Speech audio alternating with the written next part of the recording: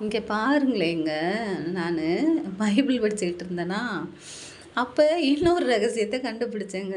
அது என்னதுன்னு கேட்குறீங்களா? அ இயேசுப்பா இருக்கார்ல, அவர் என்ன பண்ணியிருக்கிறாரு, ம் சீடர்களெல்லாம் சேர்த்து வச்சுக்கிட்டு ஊழியம் செஞ்சுக்கிட்டு இருந்திருக்காரு. அப்போ அவரும் கடவுளோட வரம் தானே. இல்ல எலியா வந்து ஒரு தீர்க்கதரிசி. ஆனா இவர் வந்து கடவுளோட ப கடவுள் தான். உடனே அவர் என்ன பண்ணியிருக்காரு, ஊழியம் செஞ்சுக்கிட்டு இருந்திருக்கிறாரு. அப்ப அவர் முன்னாடியே சொல்லியிருக்கிறாரு, நான் வந்து எருசலேம் போறேன்னு. அவர் இஸ்ரவேலோட ராஜான்னு தானே சொல்லுவாங்க. உடனே இவர் ராஜபாரம் வந்ததுன்னா, நமக்கு என்ன கிடைக்கும்? அப்படின்னோடனே இவர் என்ன செஞ்சிருக்காரு, நான் இந்த மாரி போறேன், பிதாவின் இடத்துக்கு போறேன். நீங்க வந்து ஊழியத்த தொடர்ந்து செய்யணும் அப்படின்னு சொல்லி பிரசங்கம் பண்ணியிருக்காரு. அவங்களுக்கெல்லாம் சொல்லியிருக்காரு. உடனே பேராசைய பாருங்க. இவர் ராஜாவாயிட்டாருன்னா, அது அவர சுத்தி இருந்த சீடர்கள்லாம் பாருங்களேன் எப்படி நெனச்சிருக்காங்கன்னு. இவர் ராஜாவாயிட்டாருன்னா, இவருக்குள்ளது நமக்கும் தானே வேணும் அப்படின்னு சொல்லிட்டு, அதில ஒரு அம்மா வந்து கேட்டிருக்கிறாங்க.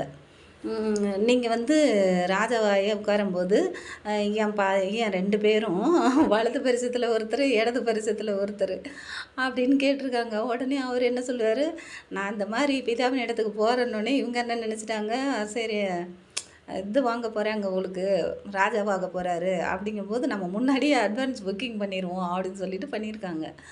உடனே அவர் சொல்லியிருக்காரு, "நீ என்னதுன்னு தெரியாம கேட்டுக்கிட்டு இருக்க. என் வலது பரிசத்துலயும், என் இடது பரிசத்துலயும் உட்கார்றது என் பிதாவ தவிர மிச்சம் யாருக்கும் தெரியாது." அப்படின்னு அவர் வாக்கு சொல்றாருங்க. உடனே அங்க உள்ள சீசருங்கலாம் சொல்லியிருக்காங்க, "நாங்கலாம் இவ்வளோ வருஷமா இங்கே உட்காந்துருக்கோம். எங்களுக்கு இல்லாதது உனக்கு என்ன? அப்படி போய் கேட்குற?" அப்படின்னு சொல்லிட்டு எல்லாரும் ஒருத்தருக்கு ஒருத்தர் கோவிச்சுக்கினாங்க. ஆனா, அவர சிலுவையில அடிக்கும்போது பாருங்களேன், 2 திருடருங்க தான் அவர் பக்கத்துல இருந்தாங்க. வலது பரிசத்துல ஒருத்தரு, இடது பரிசத்துல ஒருத்தரு. ஆனா, நம்மன்னா யாராவது ஒண்ணு சொல்லிட்டாருன்னு நெனைப்போம். "அப்போ என்னத்துக்கு போய் ஊழியம் செஞ்சுக்கிட்டு" அப்படின்ருவோம். ஆனா, அவர பாருங்களேன், கடவுளுங்க போய் தான் அவ்ளோ தைரியங்க. சிலுவையில தொங்க விட்டபோது கூட, அவர் என்ன பண்ணியிருக்காரு, அந்த 2 பேர் இருந்தாங்க இல்லையா? திருடருங்க. அவன் ஒருத்தன் நிந்திச்சிருக்கான். உடனே இன்னொருத்தன் சொல்லியிருக்கான், "ஏய் நம்ம தப்பு செஞ்சுட்டு வந்து தொங்குறோம். அவரு எந்த தப்புமே செய்யாம வந்து இருக்கிறாரு. அவர பார்த்து ஏன் நிந்திக்கிற?" அப்படின்னு சொல்லிட்டு, "ஆண்டவரே நீர் தேவனோட குமாரனா இருந்தா, எங்களுக்கும் ஒரு விடுதலை வாங்கி குடுங்க. எங்க பாவத்தையும் மன்னிச்சிருங்க."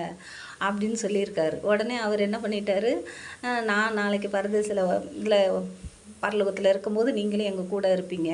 அப்படின்னு சொல்லி ஆசீர்வதிச்சாருங்க. உயிர் போகும்போது கூட அவர் ஊழியத்தில எவ்வளோ கண்ணும் கருத்துமா இருந்திருக்காரு பாருங்க. இப்பலாம் நம்ம போய் சொன்னா, "யாத்தாடி ஊழியம் சொன்னா இவங்க என்ன சொல்லுவாங்களோ?" அவங்களுக்கு தேவையா தான் இருக்கும். கஷ்டமா தான் இருக்கும். அவங்ககிட்ட போய் என்னத்த சொல்றது அப்படின்னு நம்ம வந்துருவோம். அப்படித்தானே? இப்படி தைரியமா ஊழியம் செய்யணும்.